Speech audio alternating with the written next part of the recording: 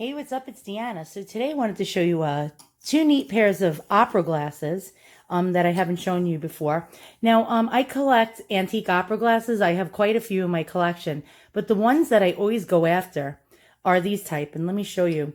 The ones with these little handles called Lorgnette sticks or Lorgnette handles. Don't know if I'm pronouncing that right. If I'm not, don't laugh. I pretty much mispronounce every term known to man. Okay, so these are really cool. And they're made out of mother of pearl going around. And if you look, it has chrome little eye tubes. I believe that's called an eye tube. Not sure. On the top has mother of pearl little eye pieces.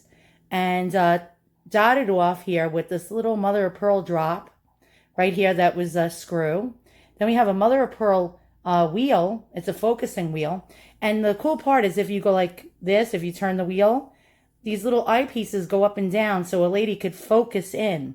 Now, what's really cool about opera glasses is the fact that they were such, not only like they were functional, but they were a fashion accessory. So most women would go to plays and theater and would not be caught dead without a pair of their own opera glasses. That's not to say that people didn't rent them. The lower class people would rent a pair if they went to the theater. To this day, I believe Broadway and all major theaters actually rent you opera glasses.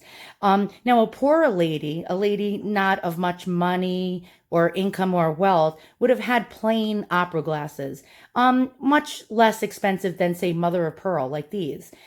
They would have had leather covered ones, like over here in this area would be leather covered. Some of them were made out of tin or aluminum. And the more expensive ones were made out of mother of pearl. They also had porcelain and enameled hand-painted scenes on some of them as well. Those ones are worth even more. But when you see them with the stick, the lorgnette stick, they actually add value to your opera glasses. These are really interesting. The issue with these is I find no mark of maker at all. Generally, it would be on these little ladder rungs. You would see like a stamp or a country of origin or a name brand. These have absolutely no name brand whatsoever. Now, this is leading me to believe, since a lot of these were popular around the 1870s to about the early 1920s, this is leading me to believe that these glasses were made sometime in or before 1891, which was when President McKinley made the Tariff Tax Act, where things had to be marked with a country of origin on it. After 1890, when he made the bill or the law, starting like around 1891, things would always say like Italy, France, Germany, London, Paris. It would have like a stamp of a place that it was made. He did that to protect American industry because a lot of things, a lot of imports flooding into the U.S. were competing with American businesses. So by having to stamp it with the country of origin and the imports coming into America, he charged, I think, 48.5% tariffs on things coming into the U.S.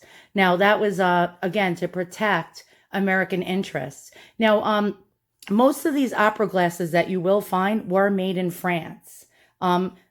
There were some that were made in London or England and America, but for the most part, especially the mother of pearl types like these, they were made in France. And what I like about these, again, is this stick that folds up, by the way, and can extend out and then fold so a lady could fit it into an original little pouch that it came with or a little leather case with a handle.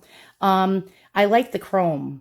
And a lot of times you'll find these, metal parts on them that are made out of brass. Brass doesn't hold up as well as the chrome. And over time, the brass yellows and tarnishes, but the chrome seems to still stay like an Amira-like metal, like shine, and with less patina than, say, the brass ones. Now, let's get to the second one. So now we know that these were probably made before 1891 and in France, but we have no name brand. Now we have a name brand, and I'm going to show you another French pair, and these are a little older. The bag is very, very fragile.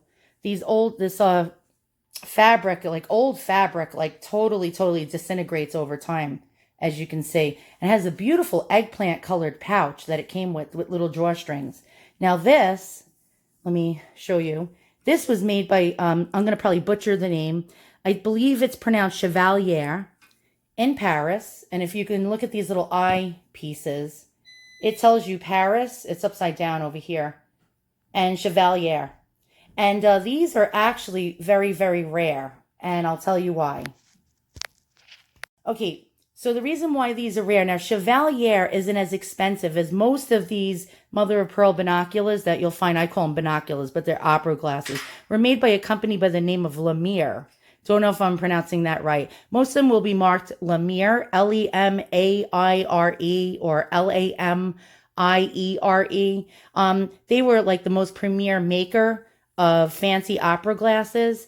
They were like the most expensive when they were made, but the right here, this brand, the Chevalier, you almost never see them with this lorgnette stick. So without the stick, they're just worth less.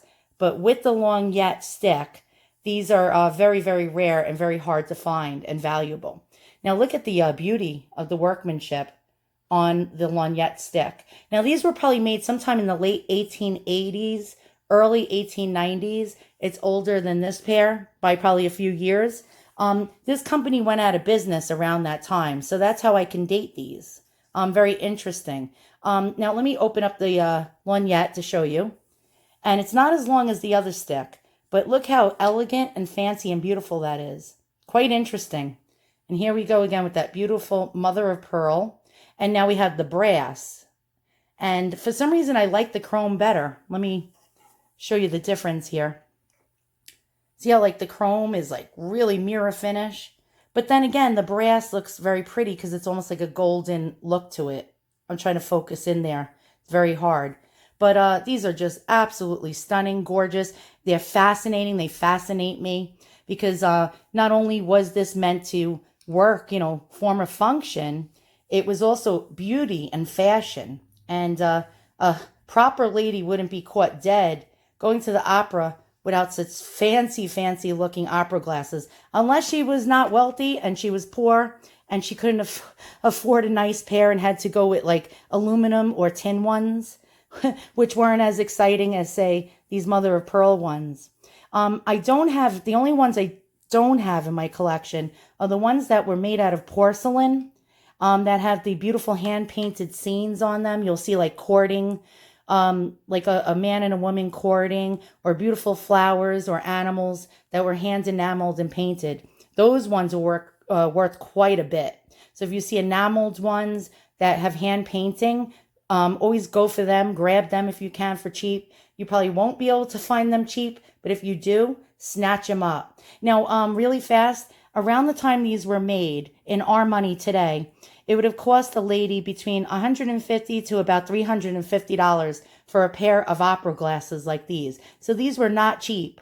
That's not to say that a middle-class woman wouldn't be able to afford a pair like these.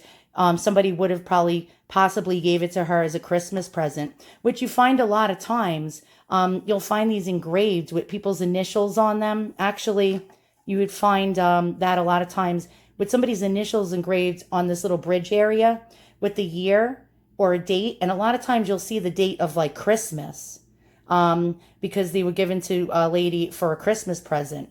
So also look for that when you collect these type of glasses. Always look for like a little engraving. It might have a lady's name or her initials, a year that they were given to her. You do see that from time to time. And it's always nice to have the original case with these glasses. 9 times out of 10, you'll never find the original case with them. They disintegrate over the years and get thrown out. So once again, thanks for watching another one of my videos. I hope you learned something today. And I will see you guys all soon. So long.